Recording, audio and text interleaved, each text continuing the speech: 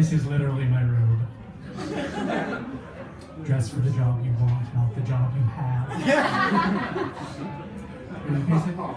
Oh yeah.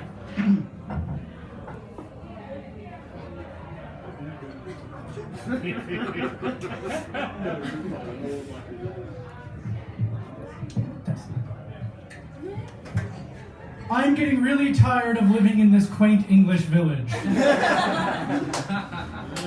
First off, I want to say I'm not complaining. Not really. There are many upsides to living in this quaint English village. Our borogroves are super mimsy. And there is nothing more wholesome than milk straight from the tap. You'll hear no whining about me about our weather, which, while mild, does tend to produce really dramatic fogs and sudden isolating snowstorms. And I don't even mind that the majority of stores in our town are curiosity shops that never open. No, none of these things bother me. It's a simpler thing, a sense of tedium offered by the same familiar hedgerows and cobblestones, the same stories passed through, rarely changing through the years, the same births, deaths, and marriages. Although, if I'm being honest, it's probably just all the deaths. It hardly seems proper that a month can't go by before someone is found stuffed up a scarecrow, or drowned in the bog, or strangled in a glen. Half of these times, these deaths are faked thanks to previously unknown identical cousins. It's very frustrating, not to mention repetitive. There are only so many ways you can kill someone and it all starts to run together after a while. We lead the country in candlestick bludgeonings. You'd think that would raise like a tourism issue, but every year they come back. Why do they come here? Every day more and more drop in. Runaway brides looking for new life, novelists on vacation, detectives on holiday, and brash young Americans who are convinced their aunt whatever left them the manor house in her will.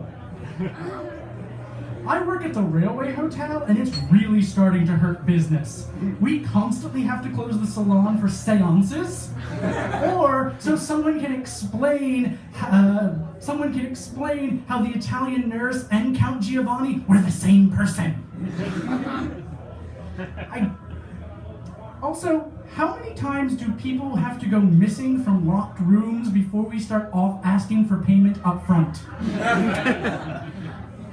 How many times do I have to explain that I can't accept payment in state secrets? Nor can I pay my bills using ingenious riddles squirreled on the back of menus. And there are constant questions. I've had to endure so many genteel interrogations from so many visiting old dears that the sight of a carpet bag and a shawl is enough to make me spin right round in the opposite direction. Double time if they're knitting. It's really starting to affect the help as well. Before you'd get a varied lot to work with, some town girls or some farmhands, but now every new maid I get is either an undercover reporter or secretly married to the Pope. And not one of them can clean silver or a painting's eye holes. I mean, not that it matters, half of them don't last a week before they vanish mysteriously and I'm forced to replace another uniform out of my budget. Again. Last month, I had to fire 2 cooks. One for secretly being an Algerian prince, and the other for adulterating the meat pies. It's the same story. I don't need someone with an enigmatic smile and flashing eyes. I need someone who can cover the dinner shift. Don't even think about meeting anyone here. Half the young men have taken to glowering in the open moors at sunrise, and the other half are mad. And while all those stone cottages and hand-painted storefronts are picturesque, the infrastructure is falling apart. All it takes is one small snowstorm or one summer shower to knock out power, wash out the bridges, or make all the passageways unusable. This inevitably happens just as you've gathered all your most important friends and confidants for a dinner party, then the lights goes out, so screaming starts, and before you know it, everyone's dead in the pool. It's enough to put you off socializing altogether. I've stopped going into attics and basements. It's not worth the stress. So I think it's high time for me to move to someplace a little quieter, someplace with a little less action.